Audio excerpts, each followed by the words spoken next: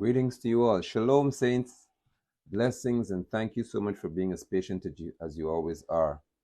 Welcome to this broadcast or this moment of fellowship where we do this online and also in person at Come As You Are Ministries.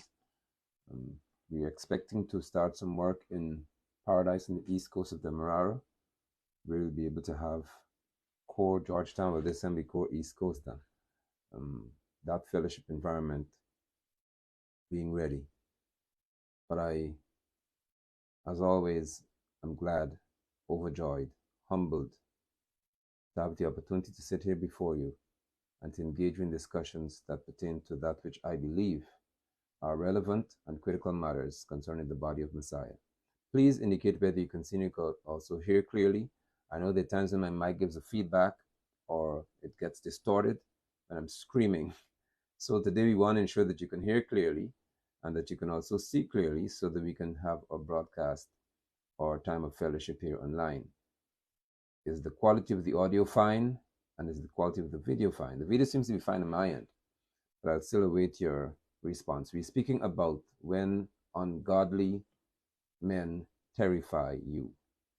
And this is a message for saints. Sound is low. Now you see, you think my sound is low now. You have to wear earpods or earbuds or some headphones, some device. Because if you say the sound is low and I move the mic closer, then if I raise my voice, then it's another story. I just want to ensure that you can hear me. That's the main thing. But Ozzy, good to see you in Shalom. I'm so sorry that last time again I did not get to do that which we spoke to, but I hopefully will be able to do that today. Yesterday was just one of those days. I can't turn the sound up, Charlene. You have to do that. You have to hit the volume on your phone and turn the volume up. I cannot control the volume on my end unless I increase my volume in which I speak. And others are hearing me fine, so that's your end. Get some earphones or just turn the volume on your phone or your device up. Shalom and blessings. What a wonderful time. Apostle Joshua Lambert, all of you saints, I am so glad to be able to speak with you. Today, we are having what I consider to be a very exciting time. Very exciting time.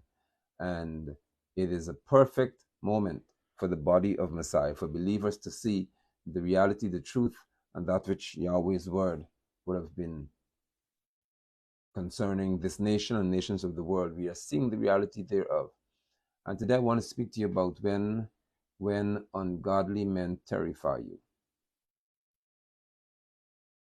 We have in the church, and I'm speaking to the church of Yeshua, individuals who are still afraid of ungodly people. And we're not speaking to necromancers or what they call voodoo workers and obia workers and those in what you call the occult. No. I'm speaking to people who share spaces with you like the office space, or who may be in another office and have authority over where you are. That is the conversation we're having today. We're speaking to leaders of your nation and your community. And we're speaking to why, as a saint, you are so afraid and terrorized by ungodly men, to the point whereby you are even, of course, the direction where this broadcast is going, be careful how you share it, by the way. When I begin to speak to the wickedness of the leaders in Guyana, some of you would never share it because you want to consider the danger that you pose to your job, not your faith.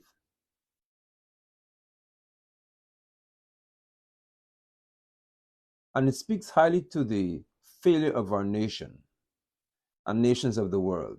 In the USA, you're supposed to have the right to freedom of speech. That's a big thing in the US. I think it's your First Amendment or your Fifth Amendment right.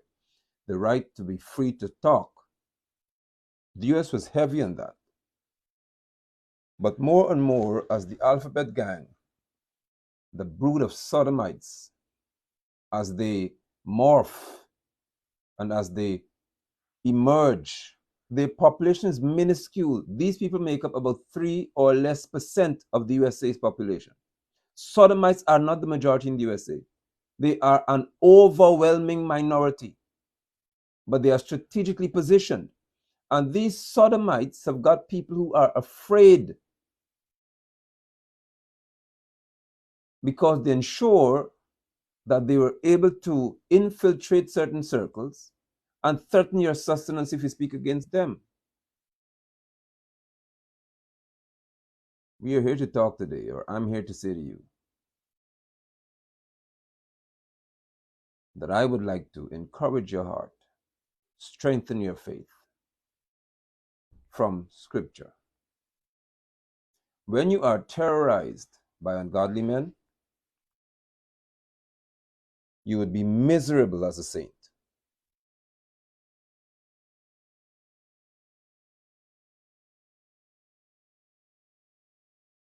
Very, very, very miserable.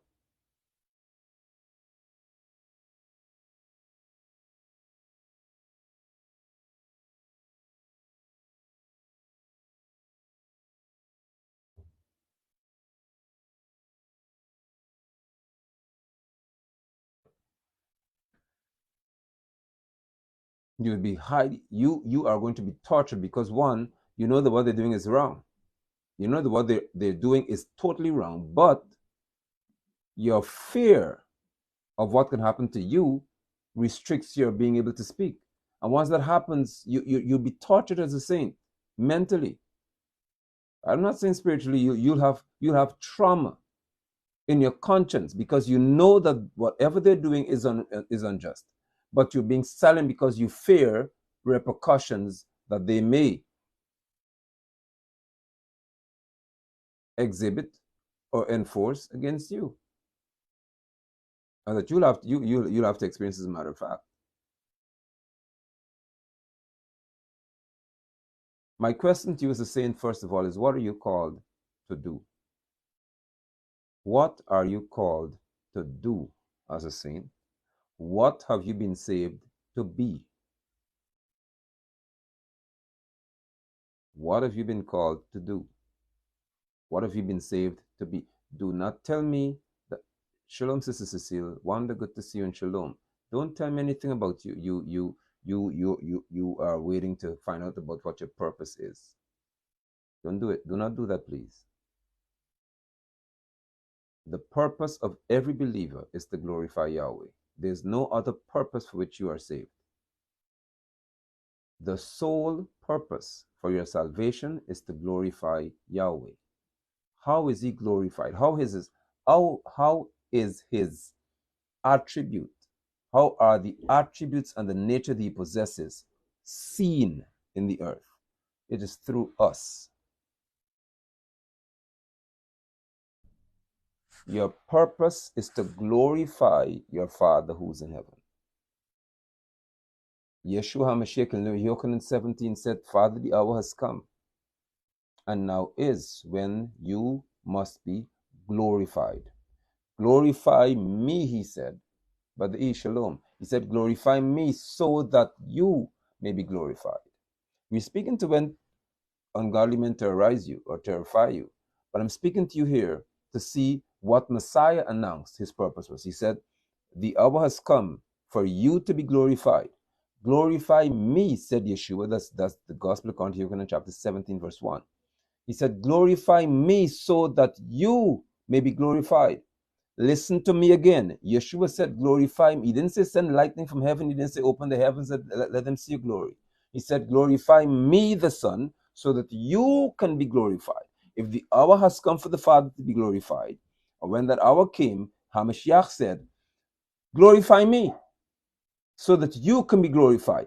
How is Yahweh glorified now? Because Yeshua is not walking the earth anymore. How is he glorified? He's glorified through us. There is no glory in your being afraid to speak about righteousness. Now, mind you, there may be economic safety. You may have secular safety. You may have safety in reference to your job, but there is no glory. You may have financial safety, But there is no glory in your being quiet in the face of wickedness in your land. No, you're not all assigned to speak to it. But if ever the opportunity presents itself in the smallest of circles and you are afraid to address it, there is no glory being given to your Father. For I heard, and I would have read, as a matter of fact, where Messiah said that you are the light of the world. A city that sits on a hill, he told his disciples that. If you're a disciple, now hold on. A city that is set on a hill cannot be hidden. That's what he said. So how are so many of you hidden? And why are so many of you hiding? What have you been called to do? What have you been called to do? Terror. And the terror comes from ungodly men. Teacher Errol, so good to see you. Shalom, my brother. The terror comes from ungodly men. Watch this. Righteous men do not terrorize saints. So wherever you have terror in reference to humanity, it doesn't come from righteous men. It comes from ungodly men. And you must ask yourself, why are ungodly men making me feel terrified?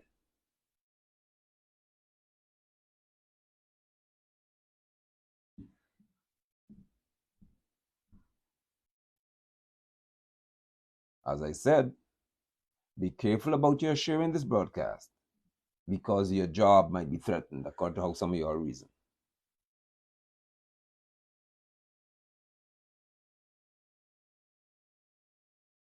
Shalom, Sister Amanda. Shalom and blessings. Prophetess, shalom to you. Some of you may be terrorized by just the thought of having to face a judge or a magistrate. As wicked as that person may be, you fear the fact that they are vested with authority according to law to do something to you. And so you fear them. As I said, some of you have never seen the President of the USA in person. You've never seen your senator in person. You've never seen your governor in person. You've never seen the representative in person. You've never seen a mayor in person.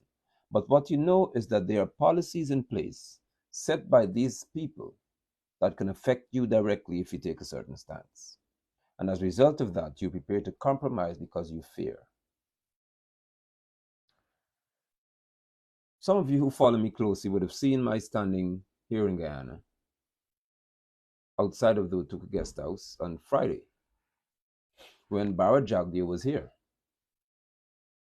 What you are unaware of, and I'll share it with you today, is that there's a particular name I kept saying that, listen, and not then, but I said before, I asked in reference to the Dharmlal matter where he's accused of raping a girl, sodomizing a little 15-year-old girl.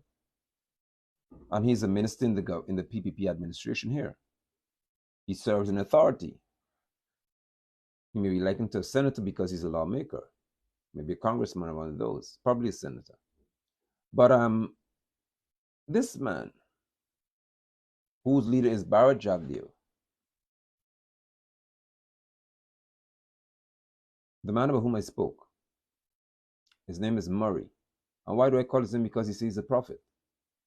It is not personal. And I know he watches me. And his friends watch me. His family may watch me. This is never personal.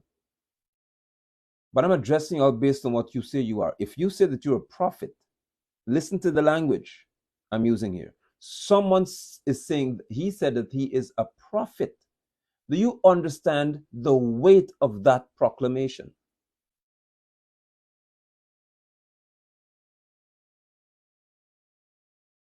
Prophets can only be true or false. Simple, but extremely important in this conversation.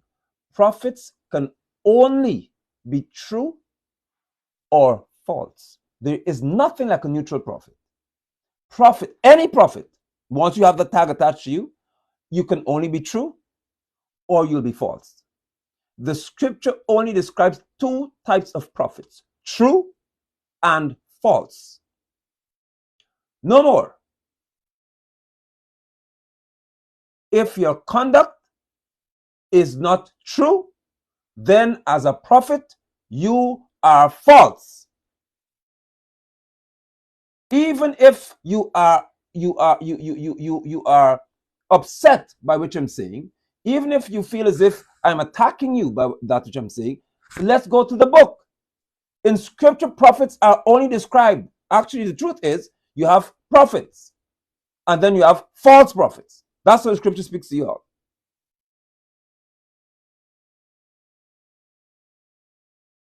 There's no "I made a mistake" prophet.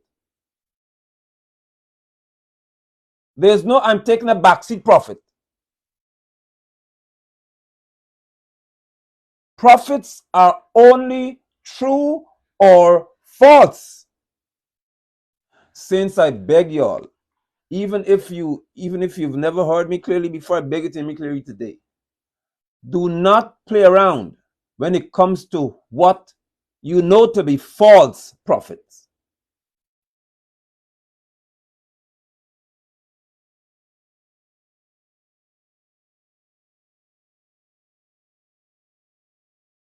All prophets have the power to influence a hearer. All prophets, be it true or false, have the power to influence a hearer. The only thing that protects a saint from a false prophet is the presence of the Spirit of truth in that saint.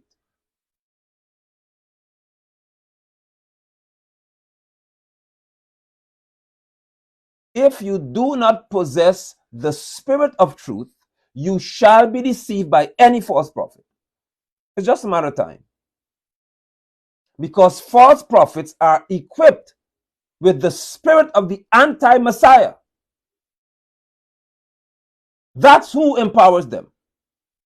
The spirit of lawlessness. Buckle up here.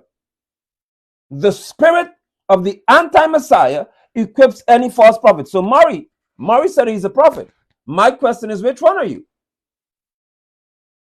And I'll tell you why. So I was standing there protesting.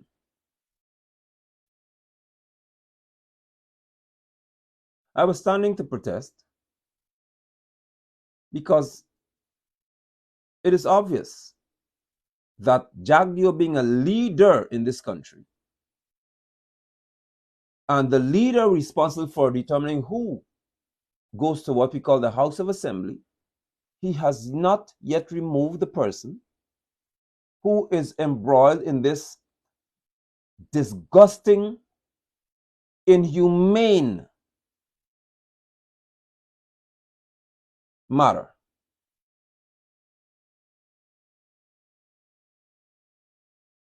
And I have an issue with that. So the prophet Murray showed up. I know he would. I know that he saw me at the gate too. And he took another route and went into the venue because he never walked past where I was. Because I'm telling you all again, if ever I'm broadcasting live and I see him publicly, I'll address him publicly by inviting him to speak to me live so that you all can hear, so that you can all hear what this prophet has to say about Guyana. Because prophets are always, since Leviticus, actually since Exodus in those places, Moshe instructed the people, Deuteronomy in those places, to judge the prophets by what they say and what happens when they talk.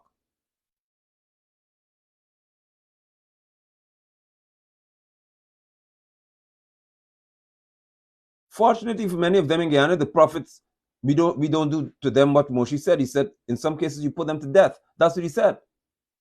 Brother Brian and Sister Diane, so good to see you. So remember that a nation is led by men or women, human beings. And this one is led by Jagdeo. It's obvious. Now, I was waiting, and I have waited to see in the news or on social media where this prophet A would have stood at some forum and told Jagdeo of his unrighteous ways. Why? Let me slow down and take my time with y'all. Jagdeo is a Hindu. Murray, being prophet, is supposed to be a Christian.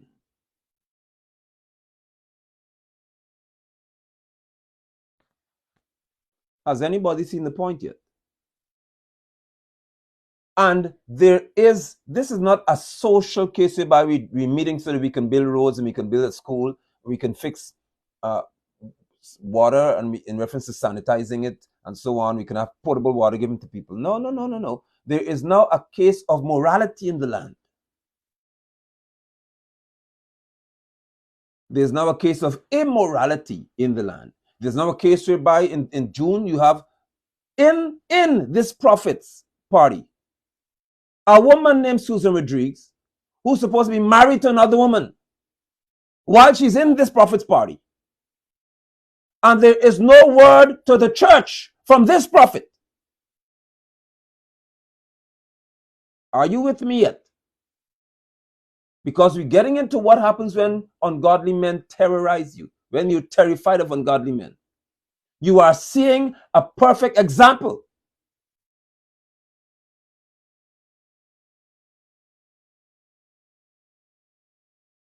And oh, Sancha, your name is about to be brought to the table today again. You want to be leader? Well, you'll be experiencing what leaders experience, including me.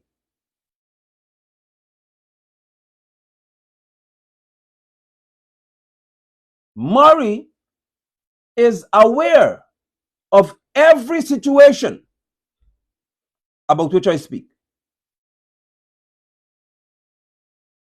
He has not publicly, and if I'm not mistaken, even privately, raised his voice as a prophet, as he said he is, to address this matter. So I'm saying to you all again, Jagdeo is a Hindu. Murray is a Christian. I'm a Christian. I have never, ever, since I've come to know truth, called myself Christian. It's a term that people attribute to one, and it was always meant to be derogatory. So how do you have a prophet of Jesus sitting under a Hindu called Jagdeo, and he can't address the sins that he sees on a national scale? I'm not talking about private sin here. That which has come to us on the national front. Why you can't talk if you're a prophet? That is what I'll speak to. And I said it again. Even in the church of Yeshua HaMashiach, some of y'all are no different from Murray. Don't feel jump on him today. Cautious. Be cautious here. Some of you in the church of Yeshua HaMashiach are no different from Murray. You are afraid of dealing with ungodly men because in your mind there's a price that you have to pay that you're unprepared to pay. So you're prepared to be, you'd rather be comfortable in a secular environment than to be uncomfortable in a righteous one. The old preachers will say, who am I talking to? Don't say I. You would rather be comfortable in a secular environment than to be uncomfortable in a righteous one.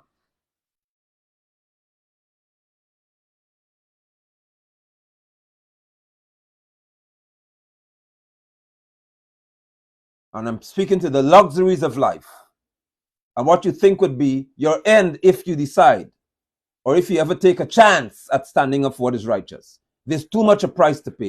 You lose your pension, you lose your gratuity, you lose so many things, and you're scared. Listen to me, saints, hear me carefully.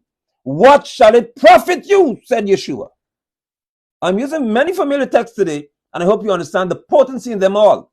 What shall it profit you? You all know the end. If you would gain the whole world, this makes you a multi-trillionaire.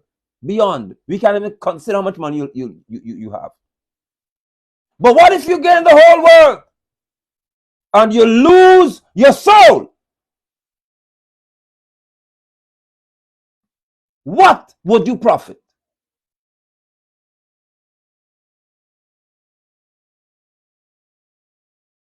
Let me announce to you, saints, today that if you do anything righteous and it makes you live a little below your present means, you are not unrighteous. You are just not as well off. Righteousness is not measured by what you have. It's measured by who you are and who you represent, who's in you.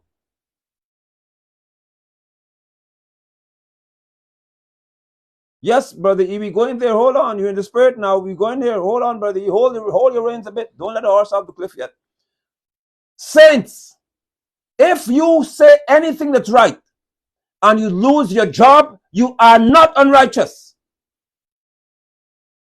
And the church is supposed to be there to support you. That's the purpose of the church. Not to build a house for the pastor.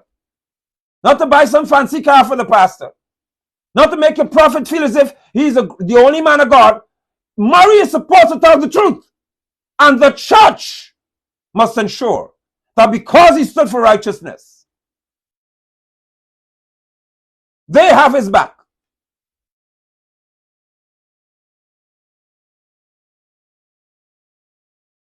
Some of you may not like what I'm about to say, but I say, if Mary were to stand in that forum and say, I have a word from the Lord at Mutuku Guest House, and say, Jagdio, you need to let that damn lab be removed. This is terrible on how things look on this nation. This man is a disgrace to the nation. If Murray did that and he's fired, I don't even know if he works because he's supposed to be a pastor. I don't know how you get fired from being a pastor. But if you do that, I will support you. 100%. Because at least you look as if you got some sense. What will you gain, saints? What will you profit if you gain this whole world? Think about if you control Microsoft, if you control Google, you control YouTube, you control all of the major banks, including the World Bank. You control all economic activities on this planet. And Yeshua said, what would you profit if you gain all of that and your soul is lost?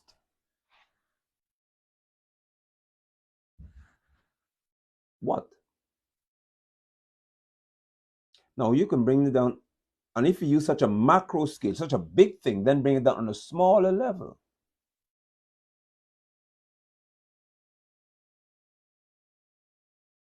Tony does the same thing every week, so let me just help him. I didn't even see it. Tony Anthony.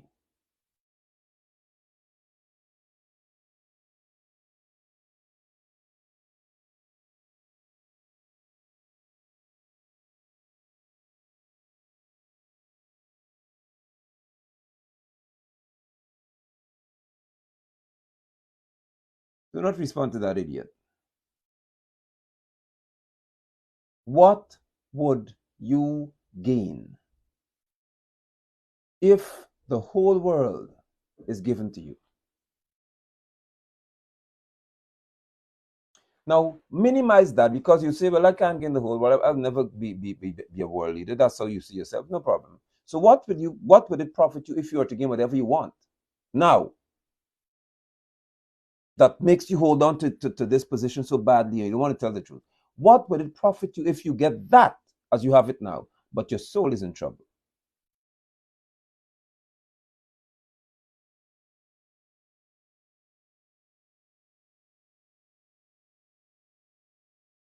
My position today is to speak to you about when you're terrified of ungodly men.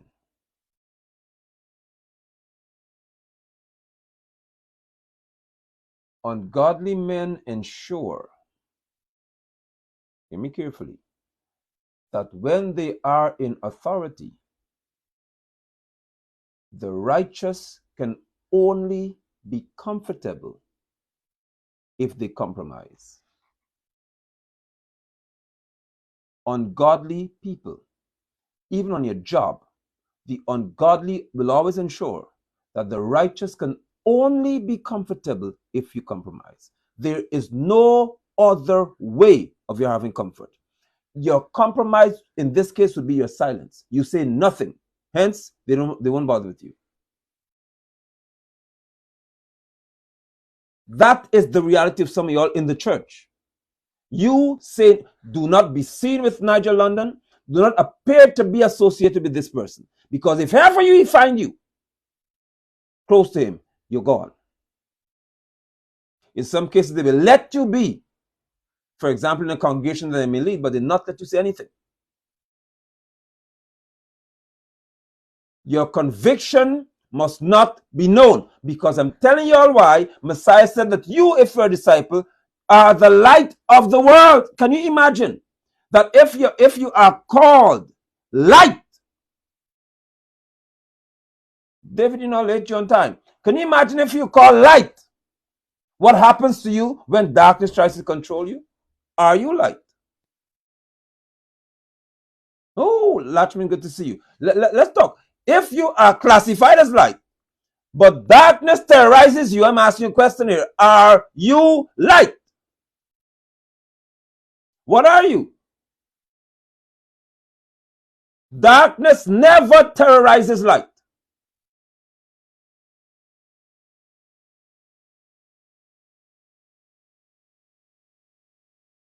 If you are terrorized by dark minds, yours is also dark in some way or the other, meaning you don't know who you are spiritually.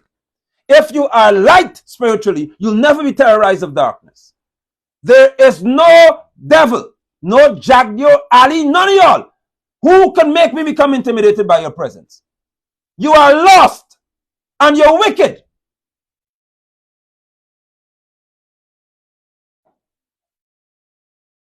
You lie on any ordinary day.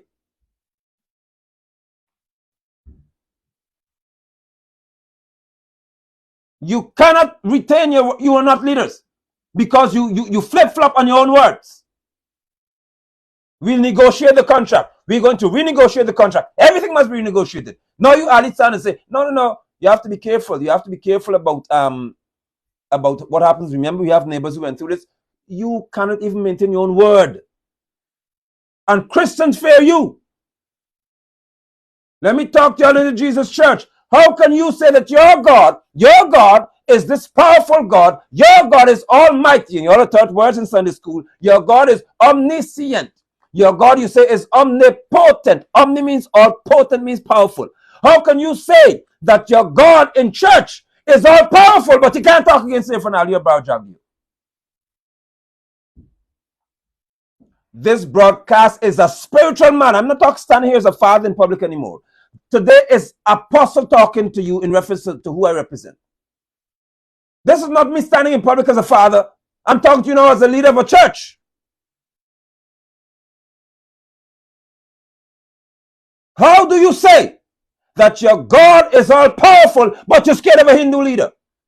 It means that your God is less than the Hindu leader's God. Most it means your God is weaker than even the Hindu leader. Sheridan Murray,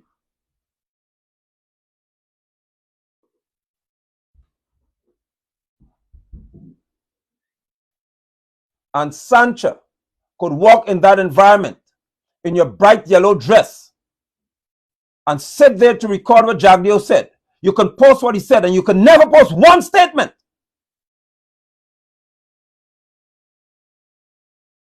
to express how you truly feel about all the players involved in this girl situation. You would have done it if you were not in the PvP.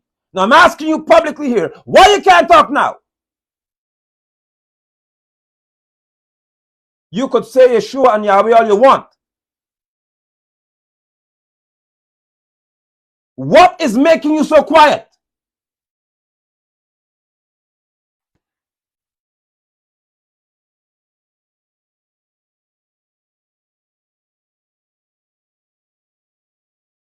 What? What would make you, who's supposed to be a counselor, and you say you study psychology? So you should understand how people feel if they get raped, or if they say they've been raped. So what has you so quiet?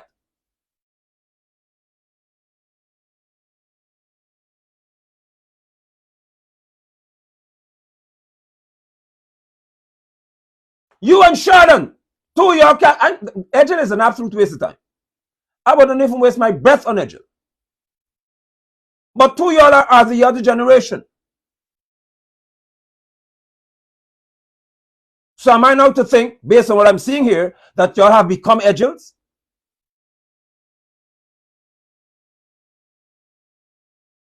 I have no problem.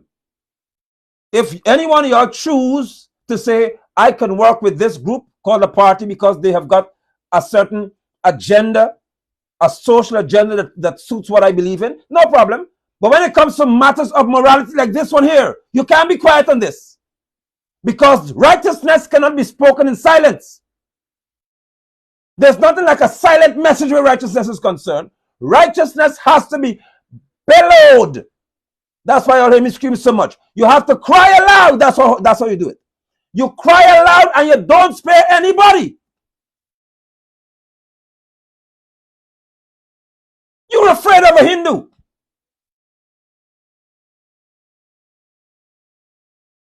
Because when ungodly men lead, the righteous cannot be comfortable unless you compromise. You have to compromise to fit into their circle. You have to be quiet to fit into their circle. You have to be silent, watch this, even silencing your own conscience to fit into their circle.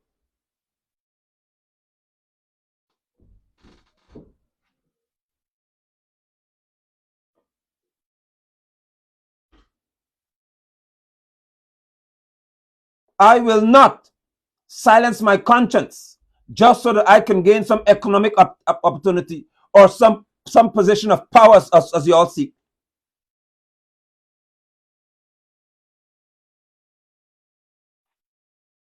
No.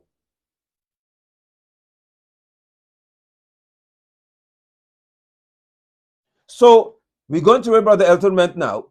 There's a record and many records in scripture where generally the false prophets, and it's a general habit, false prophets are always attractive to ungodly leaders.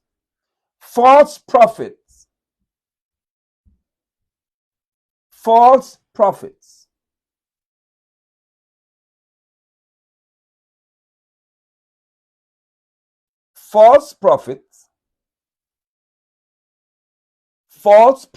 are always attractive to ungodly leaders. If ever Edgel wants, as he did, to influence the church members, he finds their leaders. My God, I hope, listen, man. I hope that y'all can really hear me today as you should hear me. Whenever one Edgel wants to use as the people we know you have to do, let us get to the church, because the church in Guyana, if you don't know, and I said it to you all over 2 years ago, over almost with COVID time, the church in this country has 55% of the population reference to what they label as. 55% of Guyana's population said that they're Christian, which only is 45% to figure out if you're Hindu, Muslim, Baha'i, atheist, and these different things, Jew and these things. Hear me, please. 55% of Guyana's population is registered as being Christian. Do you understand, by demographics, what would happen if the PPP could control 25% of the church, along with the Hindu followers and Muslim followers?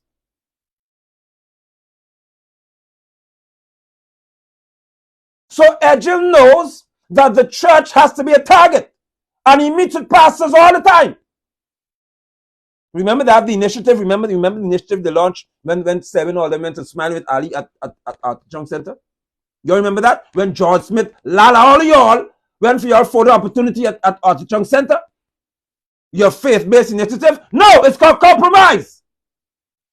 There's no faith-based initiative here because we had nothing of your faith since then. Even if the girl being raped, your faith-based initiative can't talk. According to her allegation, a child saying that she was buggered by a grown man. Your faith can't kick in and say, hold on, this isn't right.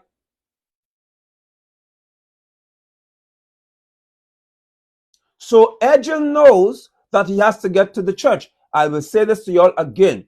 Whenever an ungodly leader wants to get to the church, they go through the leaders. Now hear this carefully here. Why is it that Edgel would never come to me, Apostle Thomas or Apostle Bissoon? Y'all answer that question.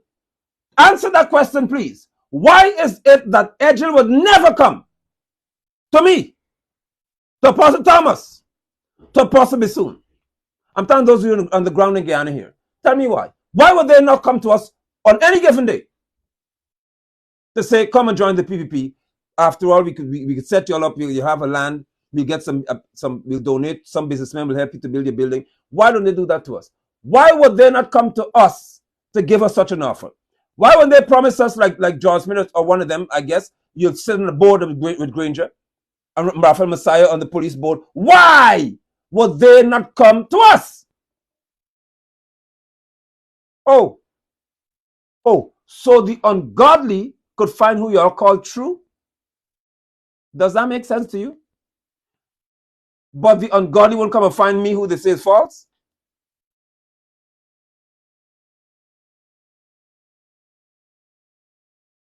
These same preachers were in an uproar when Edgel said that if Jesus were here, he would have voted for the PPP. They went in back then. John Smith, all y'all had so much to say then because you were upset. How could Edgel say that? How could he make it? It's the same Edgel that y'all are now kowtowing to, bowing to, because of opportunity. You love filthy lucre. And I've read the book that says the love of money is the root of all kinds of evil. It just takes different forms, but you're evil nonetheless.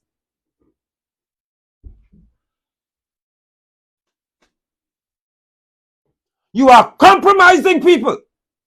That's why in the church, people can do what they want. And you have a way to fix it.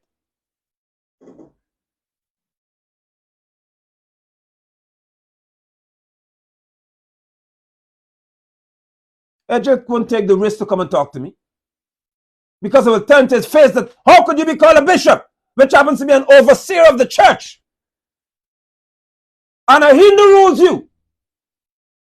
A Muslim rules you. You are not even third in command. How could your God be so holy and they can't see value in you to put you at the top?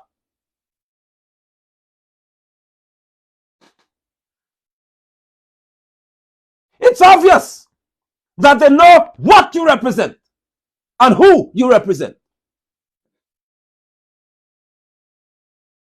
But these ungodly men have a way of getting these weak preachers, the weaklings, the soft boys, to cower, to be afraid.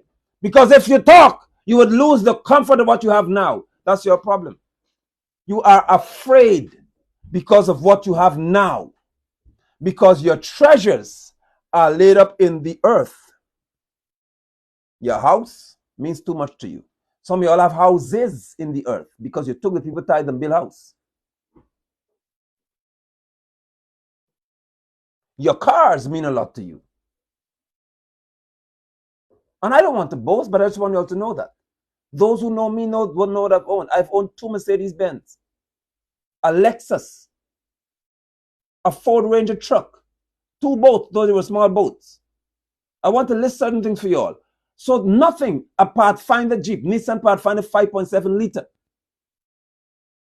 And I want to present to you that there's nothing you can show me in Ghana that impresses me.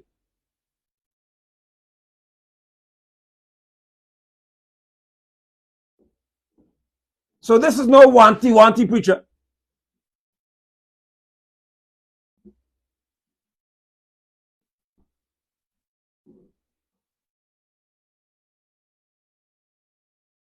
Come and talk. But because so many of you have got the you know your mind, and I didn't get to the preacher either. Most of the things I acquired them when I was working in the secular world, working overseas. But I'm saying to you that y'all, because you know that you are so unqualified to function in the secular world, your only hope is in church. Not a church of truth, but a church where you get the money. You're lazy and you're no good.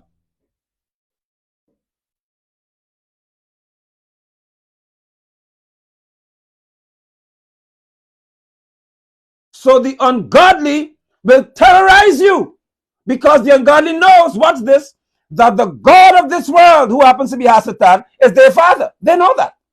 But they can watch you and see that the person you call your God, you don't want to serve him. Hello, church. The ungodly can look at these men and see that who you all call father, you all don't want to serve him. They will look at you and see that, listen, y'all don't like the God y'all say you serve because you like money. And they know that the sinners will tell y'all that the love of money is the root of all kinds of evil. The sinners know y'all well.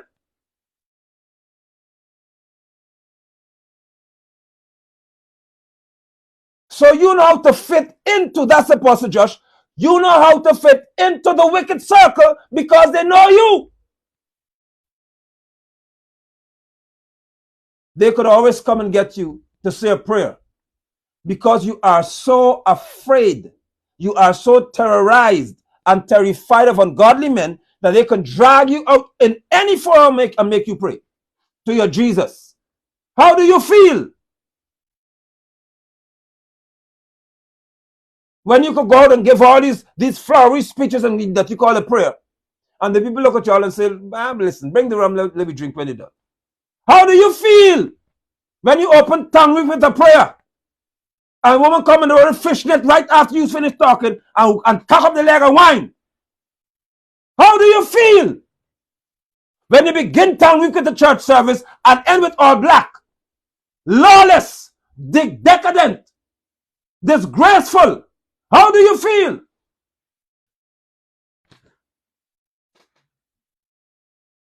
Start with church and end with the devil.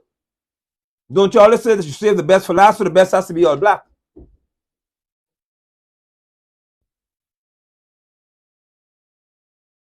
The only road for the righteous is the uncompromising one.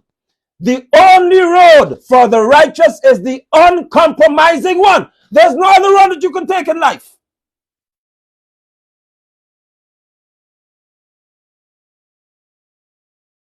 But when you are terrified of ungodly men,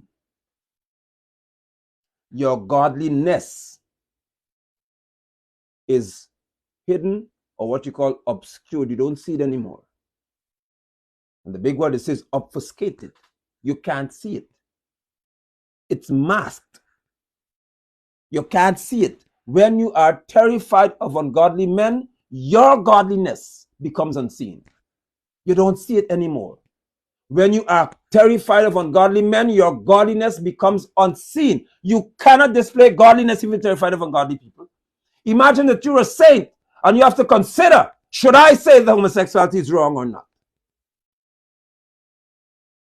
Because if I say it's wrong, it's going to cost me this. The kings of old, as Brother Elton was saying, always found the false prophets. The false prophets.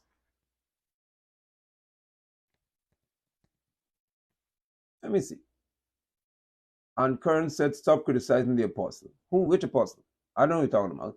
Touch not the Lord's anointed, nor his prophets no harm. The word touch in scripture means to hit. And the scripture speaks that you shouldn't hit. Yahweh said you mustn't hit his anointed. Why? Because he'll deal with you. And doing the prophets was killing them, because Yeshua said to the people, you all kill the prophets. Or the people told Yeshua, HaMashiach, our fathers killed the prophets. He says, you're no different. You're just like your fathers. So when you talk about people, it's not harming them. And when you speak about somebody, it's not touching. This is touch. This is the touch. Touch now doesn't mean you can't talk. And even if somebody's talking to me, you tell them touch not the Lord's anointed, that does not apply to me. That doesn't apply to me. It doesn't apply to me because it's actually inaccurate and you were taught the wrong thing.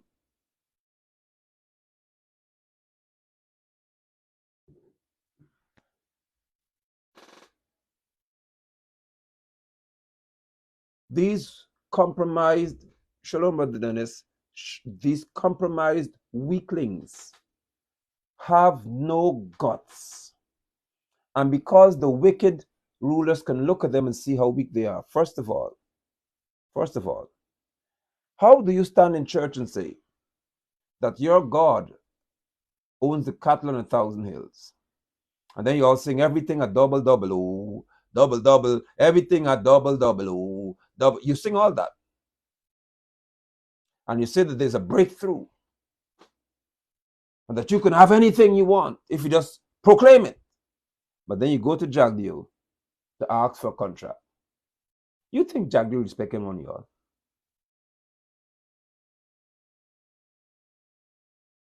Do you believe that Jagdeo should, let's be honest, respect you if you say all these things about your God?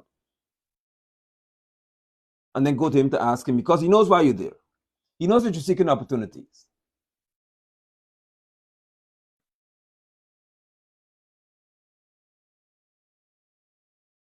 Now, if you're a Sandra friend, because she blocked me from one of her page, she only has this page, Hal, Halley, 2 different terms. But on a private page, see if she said anything about, number 1, the girl's accusation of Dharmlal raping her. Did she speak to that? Secondly, see if she said that there is no way that this child should have reported in December, and in June she said, I had enough. I can't take this anymore. There's no way 6 months were supposed to go by, and this girl we didn't see in the media Dharmlal being dealt with, at least being brought to be dealt with. Let us not forget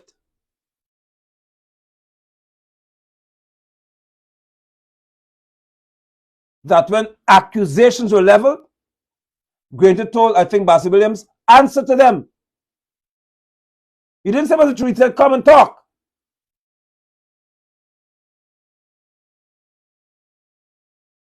You all know how I feel about Granger. But right is right and wrong is wrong. It can't be right and wrong at the same time. Good is good and bad is bad.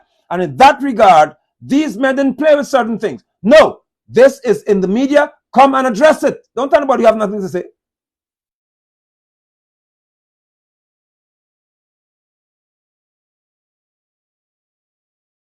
So I'm here to, if you are, and I'm telling you this because you need to understand how it functions.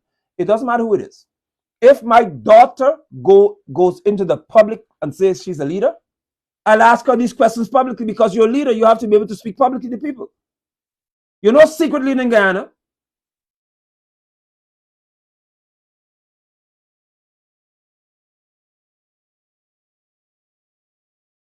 The Sancho address Priya Manichan saying that she was aware of this report on the media. And she decided she's going to have the CEO meet with the girl, chief education officer, and they set a future day for some meeting. Did she speak to that?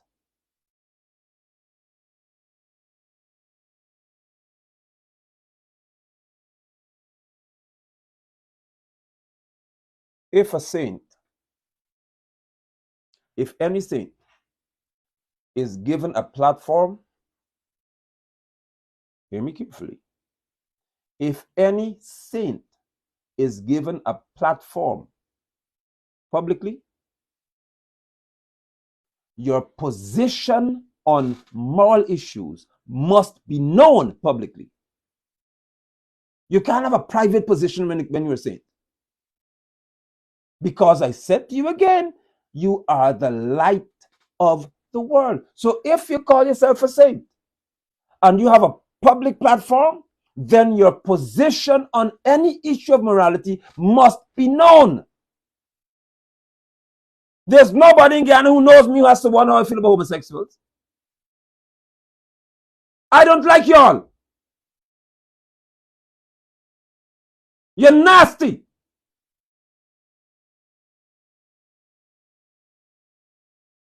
I don't stop you from calling me anything either. They have a right to say what they want to say about me. But you know how I feel about you. You are abominable. That's what my father said.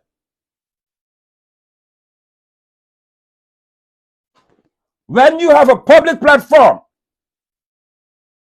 there are thousands of persons who follow me on social media. How can I not make my position known publicly?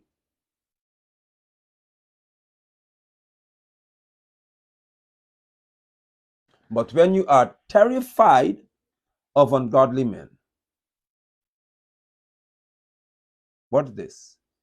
Even your private convictions, you are not allowed to speak.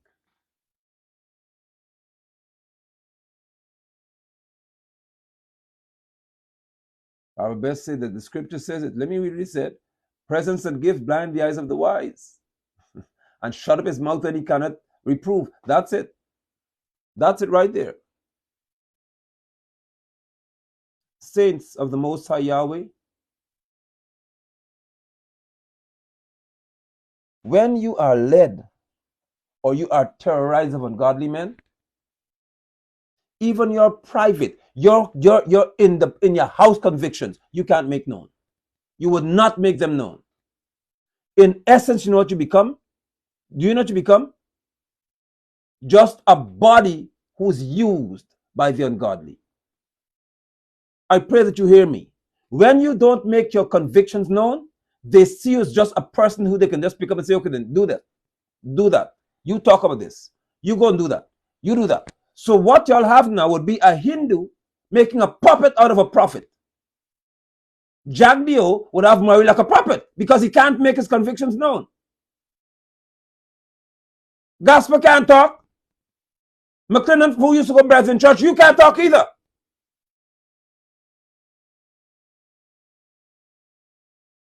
Do you know how many people are called Christian that went to Tuka House and all these places to sit before a Hindu to give instruction to them and they can say nothing about it?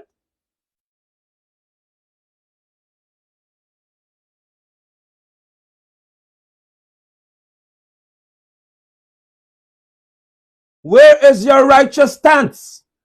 Where is your righteous conviction? You always talk in church about righteous indignation. What happened to y'all own?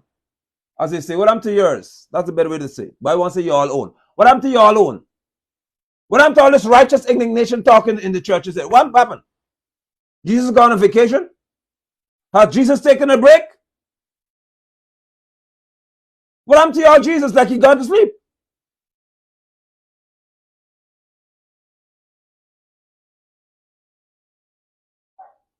Have you spoken to the imbalance of justice?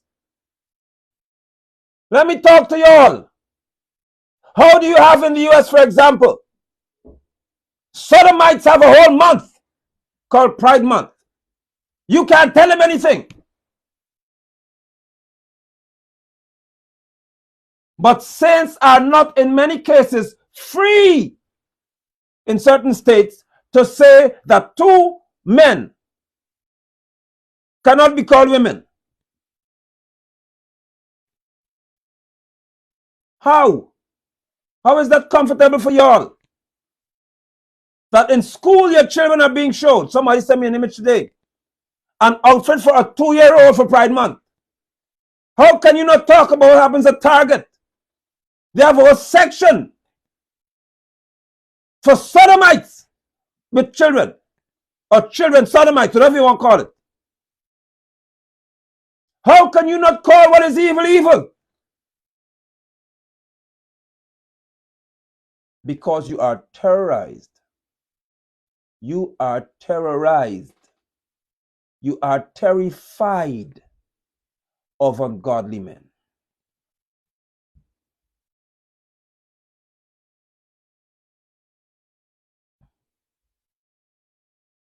Please write this for someone and them to read it. When you are terrified of ungodly men, write this, type it please.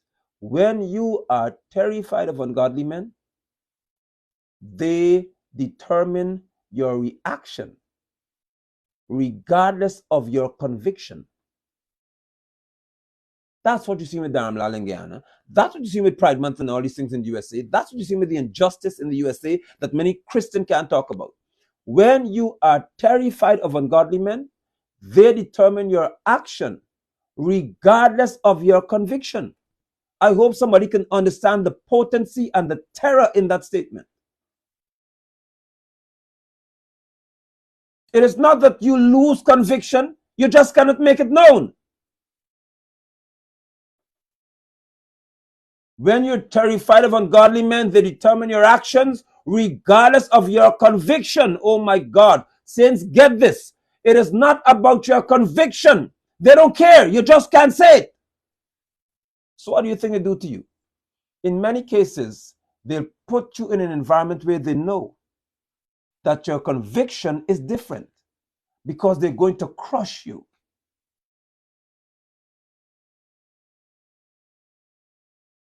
So Umadat Prasad is asking, where were you when the Apnu MP burgled the little boy? I don't know where it was because maybe you were in the room watching. Were you videoing it? Because he asked me where I was. Where were you? Did you get pleasure from seeing an Apnu MP burgle a little boy? Where were you? I don't know where I was. How do you know when it happened? You were watching two people or something?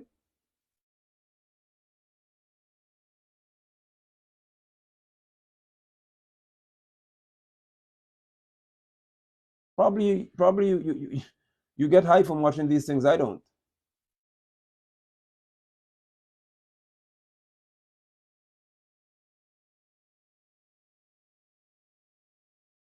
So I find it strange that you can tell me that you know exactly when an Apnu MP burgled a little boy. That's interesting.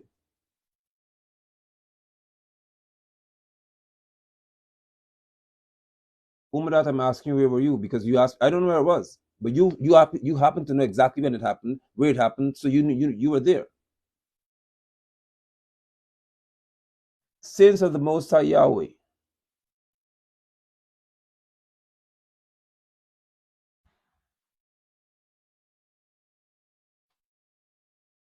So he'll be banned. Right, we proceed.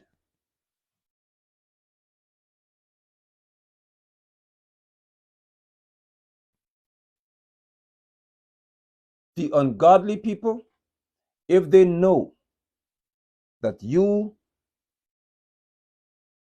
have a conviction about something and you're in their camp, they'll take you, make you work in the same place where they know you don't want to work because they want to exhibit control over you.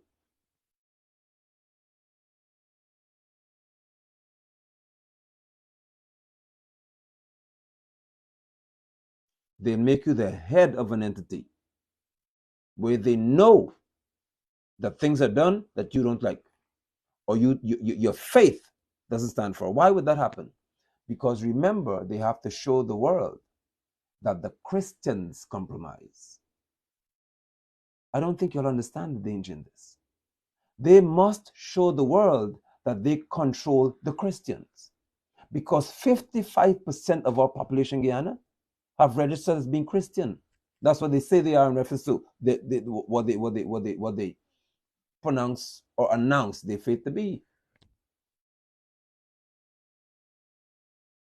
So if you can come out and say that you are Christian, but you want to be in the loop with these people, they'll ensure that the Christian is put in certain circles and put to say certain things and do certain things. Because when they do that, for example, oh, you want to have homosexual, what you call your nasty, stinking pride man, there's nothing prideful about you or to be proud about. So what would they do to you? In time, you'll find the Christians having to make a statement about love during Pride Month. You get it?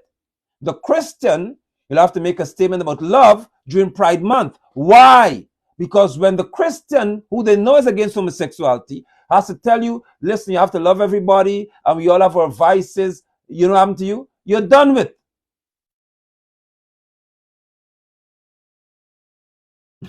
Some is Christian. Yeah, but because it says moderate, it's same as Christian. So, so, saints, when you are terrified of ungodly people, they will select carefully that which you must stand for publicly. That's the next thing they'll do. When you are terrified of ungodly people, they will select carefully what you must stand for publicly. You don't have the choice anymore because they know you're terrified. So they're going to create a platform for you. And you'll be existing in a space where they know that you were once against this, but now you are in it. And they'll make you the spokesperson because you like position so much, because you like the spotlight so much, and because you like opportunities so much. They know that you're going to compromise and you'll say exactly what they want you to say, regardless of your conviction. The righteous is not so. The righteous says, I will not do this because of my conviction. Even if it costs me this, I still will not do that. Remember the three boys? Hananiah, Micaiah, and Azariah? Hananiah, Micaiah, and Azariah. These are the three Hebrew men, not Shadrach, Meshach, and Abednego. They were renamed by the Babylonian people. Saints, they said, we are not careful to answer you, king. We're not careful to answer you. We're not bowing to this, nor are we worshiping your God. Two things we're not doing. We're not bowing to this statue here, and we're also not going to bow to your God. So we're not doing it. Do what you want. We are not doing it. And these people are the ones who stand and preach about the three Hebrew boys. Interestingly, don't call them by the Hebrew names, though, by who they really are. They refer them by the Babylonian system. And so they will say that, like these three Hebrew boys, we're not going to bow so damn to y'all now. What happened to you now? How have time changed? How could times change to bring you to this place now? What has happened? You are compromised. You are compromised. Next thing, you are neutralized. So you have no position anymore on anything.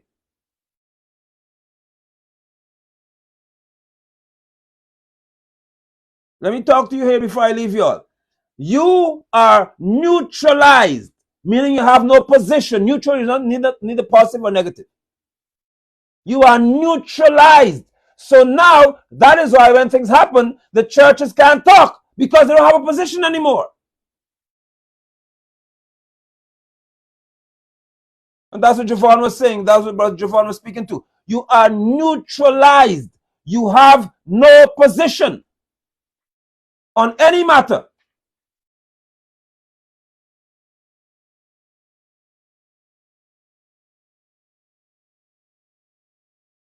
Because if you take the risk, I saw Loris Yearwood come out to the rally that day in Georgetown and he spoke. And he said, what happened to the rest? I won't understand. Because he's seeing the problem. He's seeing the problem. Apostle Josh is saying, righteous will rather suffer than compromise. You could see straight through these people. They cannot dare come out. If you come out to talk, they move from the board you're on. If you come out to speak, they'll take away some benefit you have. If you come to talk, they say, okay, then give us back the land that we give it to put the church on. That's what's happening to these people. You are neutralized. You cannot take a position.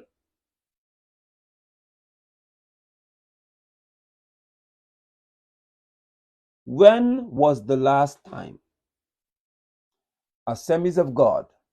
I know y'all be mad at me, but don't hit me yet. Hit me after you answer. When was the last time that you would have heard from Pereira on any matter of social concern or national concern? When? I'm talking about a public statement.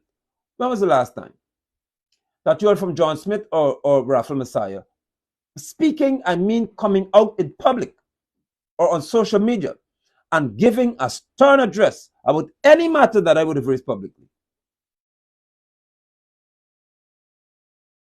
When's the last time you heard Selvin doing it? McKinnon doing it? When's the last time you heard even from them as a body, the Georgetown Christian Fellowship or the Linden Ministers Fellowship? When was the last time since COVID and all these things that you saw them come out to say that? Anything?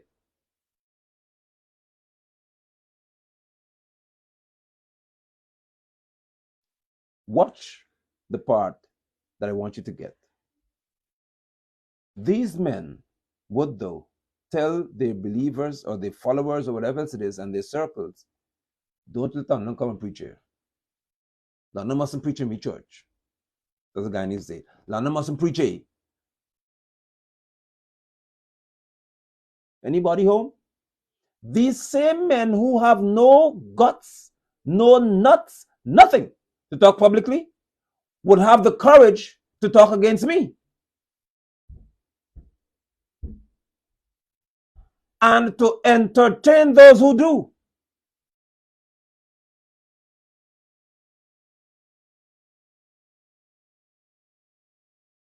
Even when we continue to stand, as I would, against the wickedness of these people and how they treat this little girl in Guyana with this rape story, you wouldn't see them.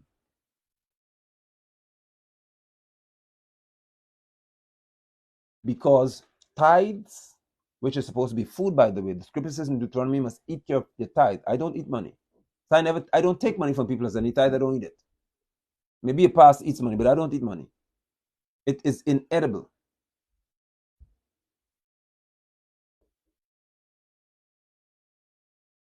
Why can't you come out?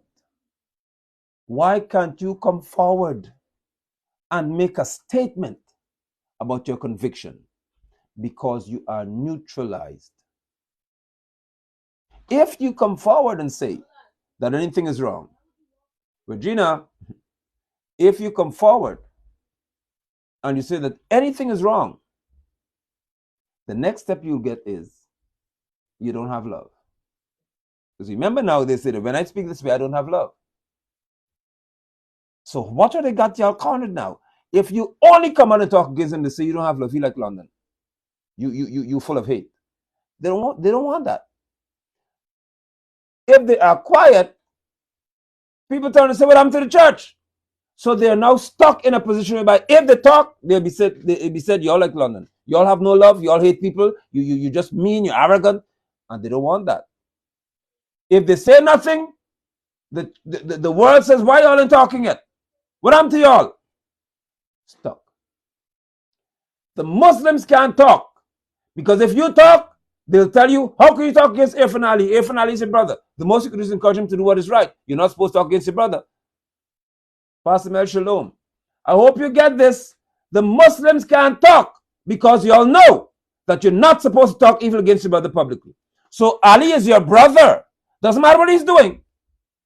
Doesn't matter how many things he's doing that's haram. You just have to encourage the brother to do what is right. Really?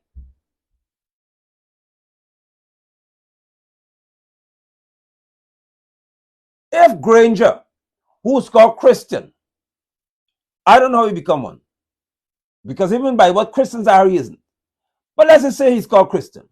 If he were doing the things Ali was doing, the Muslim, the Central Islamic Organization in Guyana, the whatever other circles you all have, you'll be the loudest to condemn Granger. If Granger were doing and saying the things Ali would have been doing in Guyana. But because Ali is your brother, because Ali identifies as Muslim, that's all he does. He's not Muslim. He identifies as Muslim. What do? You withdraw yourself from speaking to your conviction. Is that how you ensure that what is right is experienced in your country? Really?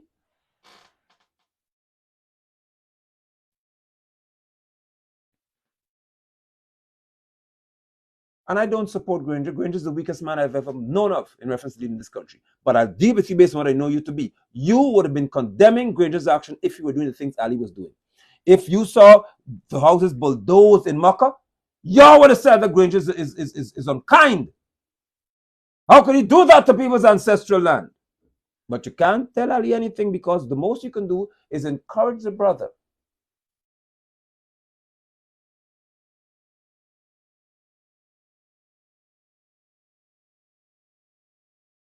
Many pundits cannot speak, because you know that those who you lead are compromised just like you.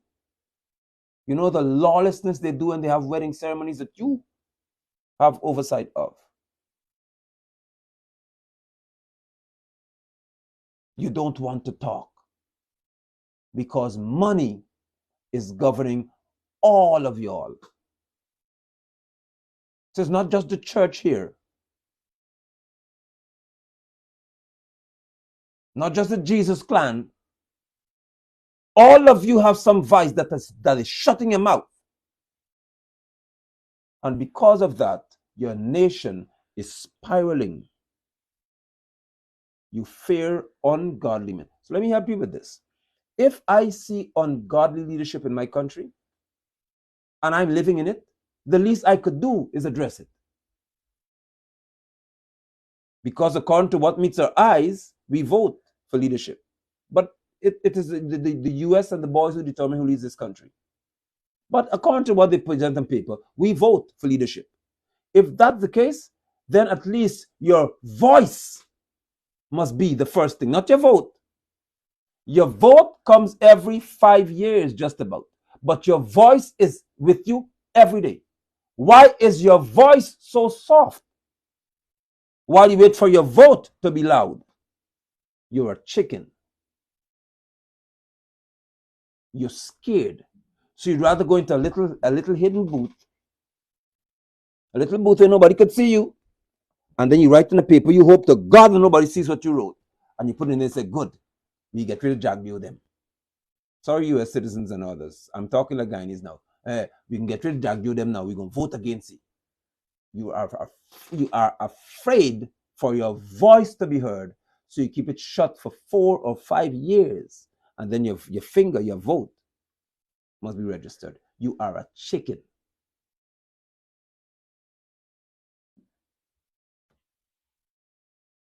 I shall talk from now. I was speaking in 2020, and I'll speak until whenever. When Granger did the foolishness he did about any recount nonsense, I spoke about that.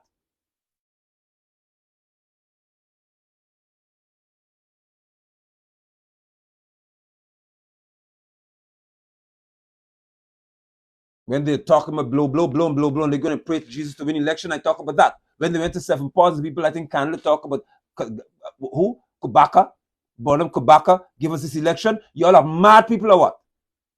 I spoke about that.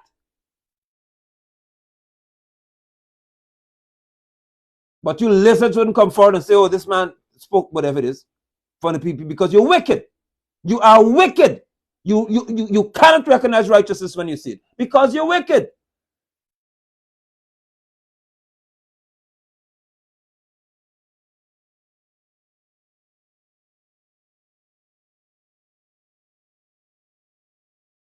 You'd rather know that you suffer psychological trauma by silencing your conscience for 5 years, and then go into a booth and put your finger in indelible ink and say, good, I've made a point. It doesn't work like that with the righteous. The righteous are troubled. The righteous are troubled. You don't understand. You cannot be quiet in the face of what's happening in Guyana and tell me it doesn't bother you. It has to bother you. It must bother you. But if you are in the US as well, and you could see so many things around you all, there's so many saints in the US who now see the wicked as normal people. Many of y'all. It doesn't even bother you anymore. It's normal. I'm here to say to you, do not allow that which is unrighteous to be normalized in your space. I'm not saying on the job you're supposed to get up and make all kinds of noise because you want to have a righteous work environment. I never said that. Because they didn't have any righteous work environment. In the secular world, Shaul said, you live among the people, unless you want to, if you don't want to interact with sinners, you have to leave the whole world. That's what he said. You have to leave earth. As long as you're here, you'll interact with sinful people. But you will not compromise with sinful people. You will not compromise because of terror. You're not going to say that something is right because you don't want to lose your job. No.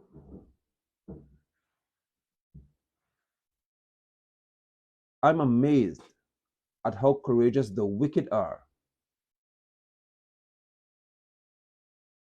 I'm amazed at how courageous and consistent the wicked are. But y'all are afraid. The wicked could have a position in anything, but y'all who's supposed to be righteous, you are so afraid. Not all of you, but some of you, I should say.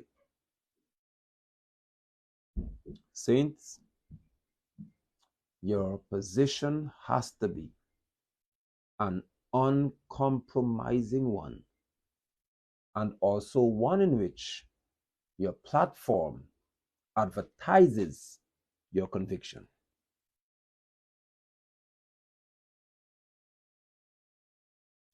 In the book of Acts chapter 4, the people were hiding in a house praying because they were afraid of what the Romans would have done to them and stuff like that. But when they heard about Kepha being released and these things, they prayed and the place shook. And the scripture records that they were filled with Ruach HaKodesh, with the Holy Spirit, and they were bold. You understand? They were bold. Do you understand me? Once they became filled, the next expression was boldness, not cowardice. When you are filled with Yahweh's Spirit, you cannot be afraid of anyone. Yahweh is my light. David didn't say the Lord, he knew the name of his God. He said, Yahweh is my light and my salvation. Whom shall I fear? Yahweh is the strength of my life. Of whom shall I be afraid? Can you speak to that? Yahweh is my light and my salvation, my Yeshua. Whom shall I fear? Yahweh is the strength of my life. Of whom shall I be afraid? I won't fear the arrow that flies by day or the terror by night. Evil shall not come near my dwelling. 1,000 may fall at my side, and 1,000 may fall at my right hand. It will not come near me. Do you know your God? For those who know their God shall be strong. That's what the book said. Those who know their God shall be strong, and they shall do great things, which are called exploits. You can't do exploit if you're hiding behind PvP and you're scared to tell Jagdeo he's wrong. You can't tell Dharmla, listen to me, I am against anything called rape. And if you did it, you should go to jail.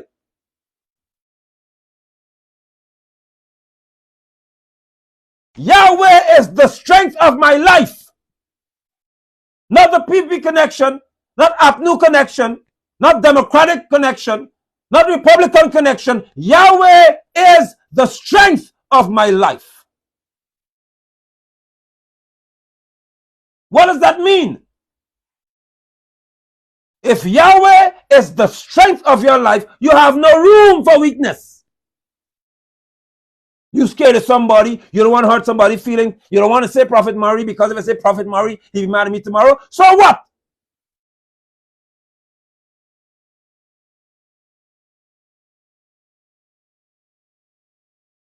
Sanchez said you have to be a Betty. That's the first thing she ever said publicly. You have to be a Betty. Her grandmother told her that. And you got to find it for yourself. Well, you find out that Susan Rodriguez married a woman. What now? What have you said? Check the page. See if she says she's against women getting married. I'm coming back to Guyana here, possibly. If you, Sancha, have to stand to address Susan Rodriguez and this woman she's marrying to, what would you call them? Because I know Barrett. And Barrett is likely to make you go and stand right in front and introduce those two people. What will you say? Honorable minister and her wife? Is that what you're going to get up and say? They're sodomites. What will you say? How the prophet can't talk yet? Ordinary, you couldn't talk about Damlal because you don't have evidence.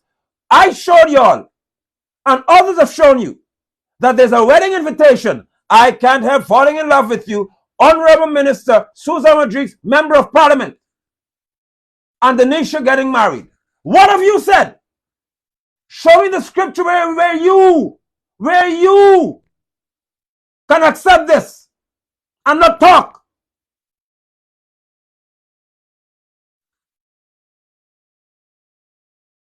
I have told you all, and I will say it again. Irfan Ali Yahweh told me to tell you the straight. You will suffer, and you are suffering, the greatest level of embarrassment that any other leader in this country would have suffered. You will experience it. You. The whole world is seeing Guyana collapse before your eyes. Right before you. You could try your best to keep it together all you want. This country is collapsing in your face. And what is worse is your own party is collapsing before you. When was the last time you saw so many reports coming forward? When's the last time you ever heard? Have you ever heard of anybody being mentioned as honorable minister, member of parliament getting married in APNFC or PNC? When has it ever happened? Marry woman. Woman marry woman. Disgrace.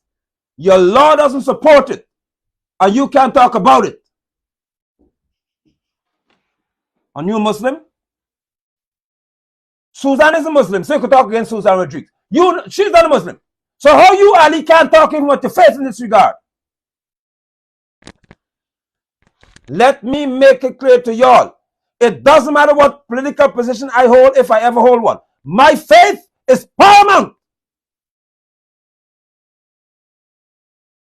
You don't get me to compromise my faith for any political position. Hell no.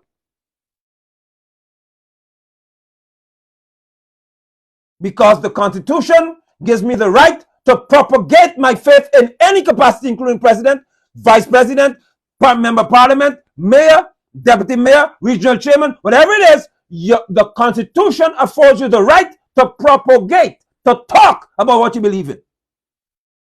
So, Ali, there's no law that bars you from saying that as a Muslim you don't believe in that. Disgraceful. Betty, you can't talk yet?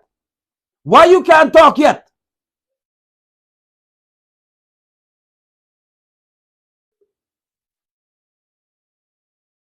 What happened to you, Murray? Gaspar, you can't tell us whether it's okay for two women to be married? And one is a minister in the government? Why you can't talk?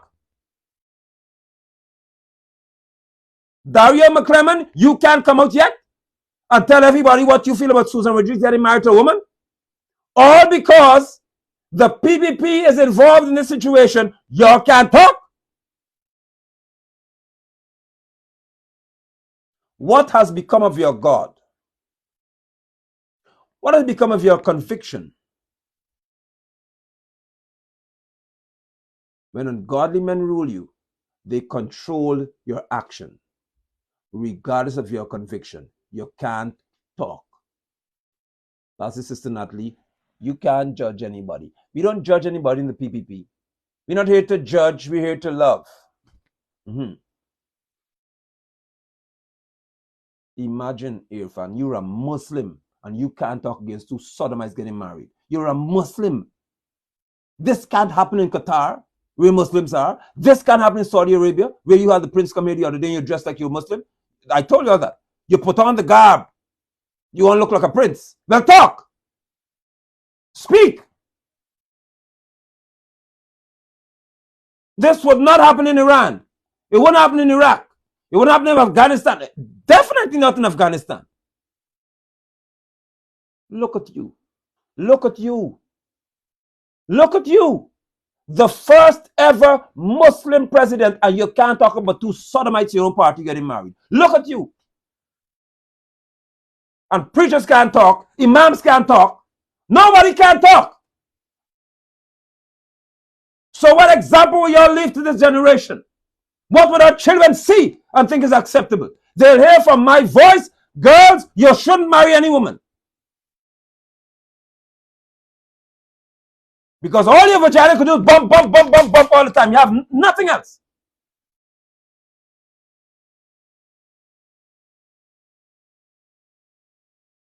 And Yahweh didn't make you with vagina to bump into another one. It has an entry for a reason. He make you for any collision. You're not in a crash course.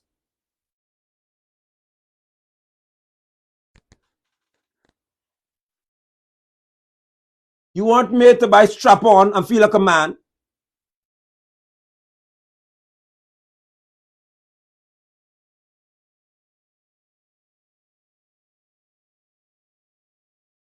We shall not bow.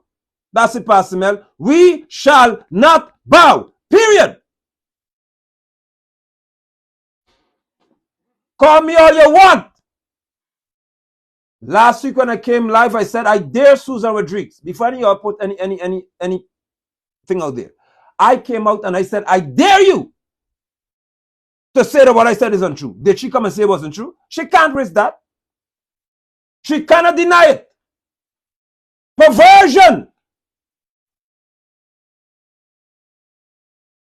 What your name? Nandalal? Is that why you work so hard, tirelessly till you say you sweat, so they can have dildos so that your minister could buy one? Is that the reason why you work so hard? So they can go and choose it the they want in the shop? Did you know this was coming? Lawless! Bump up your vagina, think you're some man? Hell no, you're not a man. Wear all the jacket you want. Screw up your shoulder all you want. You still got a womb.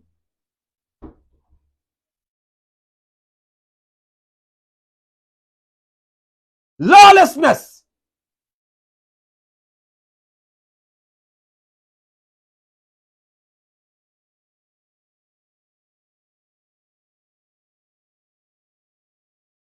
We are led on both sides by some sodomites and buggermites. Both sides. Your political privilege got you with your pants down as a man bending over. Your lawless, disgusting, nasty selves. Guyana needs men to lead her. Not hens, not fish. You want Patwan Huri to lead us here? You want man. Our children must see men leading this country. Not you effeminate little wimps.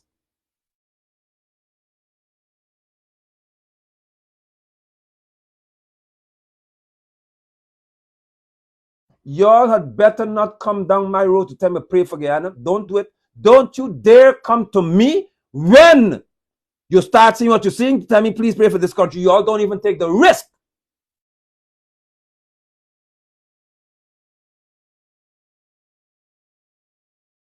Where are the men? All of y'all quiet and scared because of ungodly men. You haven't even called a protest in the church, y'all. Y'all Assemblies of God, Adventist, Baptist, Evangelical, and all y'all. You haven't even arranged a protest, organized one. And you see a female. This is the first time a female minister, she's called, is marrying a woman. And y'all can't even hold a protest. It's coming. You're strategizing.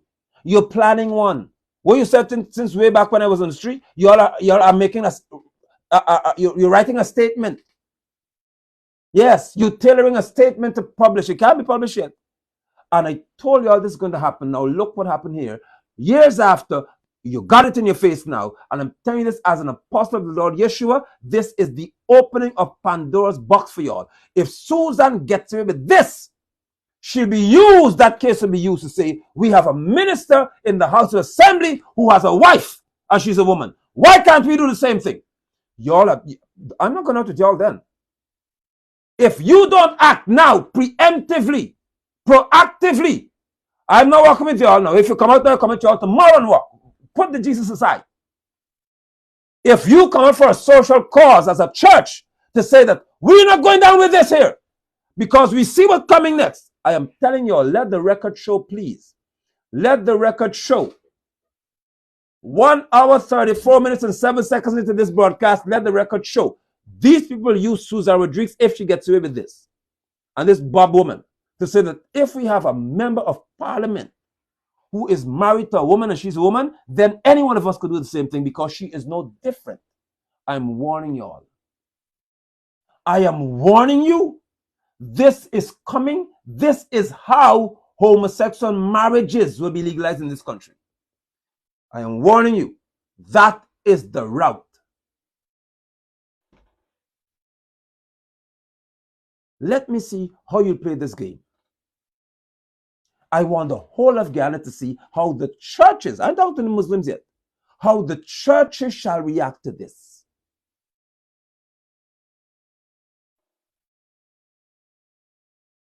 What I know is that y'all are not bringing that around my children.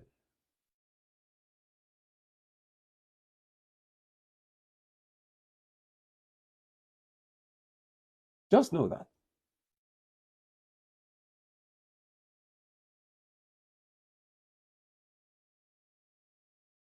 Can you imagine 2 women married, one in the House of Assembly, and you all got to check the calendar? Oh, it's my time of the month. Is your time of the month yet? Both of you all flying red flag and fighting for tampon. Husbands don't get menstrual cramp. So how 2 of y'all could be married and both of you have menstrual cramp? You strap on a dildo all you want. At some point, the egg will be released and you will get a menstrual flow. Nasty. Men don't have menstrual cycles.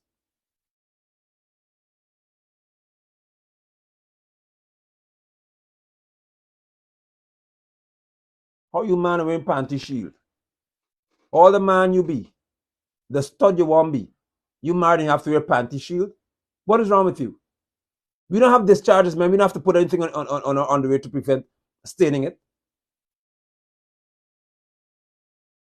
How you married and your wife have to wear panty shield? Always. What is it got? Safeguard, right guard, no leak, no drip, heavy day, light day, medium day. What the hell is wrong with y'all? You're perverted. Let a fish Zuckerberg block me all you want. I don't see what I said anyway.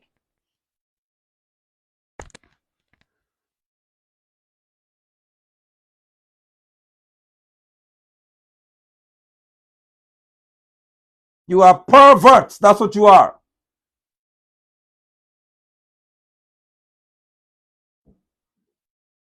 Saints,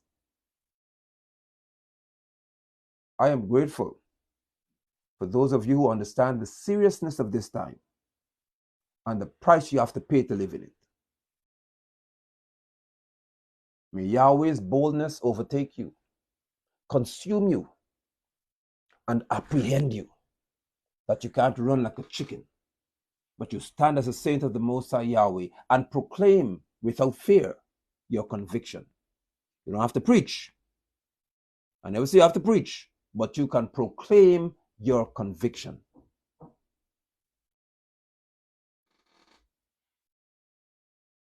I'm always thankful to you for the kindness you show to my family and to me. It means everything because it shows that you understand that when a leader speaks to you like this, the wicked will not support him. But I'm thankful that those of you who are saints ensure that you take care of me and my family. My father said, I rejoice, said he. I'm reading my father's word. I rejoice when I hear expressions of righteous indignation against the dastardly and wicked acts of leaders in the church. and public officials. Rebuke them publicly, son. The glory of God, our Father, Yahweh. Let the saints cry aloud against wickedness in high places. Blessings and shalom. Thank you so much, Daddy. My mother has typed, wow, Apostle, continue to speak truth. I'm always encouraged by your messages. The bottom line is the truth sets us free. Thank you, Mommy. I'm so grateful.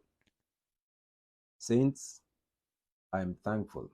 I always say to y'all, and I'm saying this for a reason, you who send and would give to my family and to me, you keep us. You keep me looking the way I do. I don't beg the wicked for anything. I want y'all to understand how significant this is. When the preachers think that when they don't invite me to their church, as they call it, I would not eat, I eat more than they do.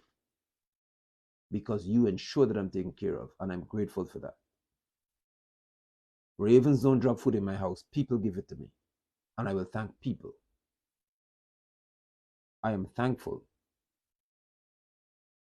that you, through your kindness, based on Yahweh's word, those who teach you, you must give to them tangible things. You do that, and for that I am grateful.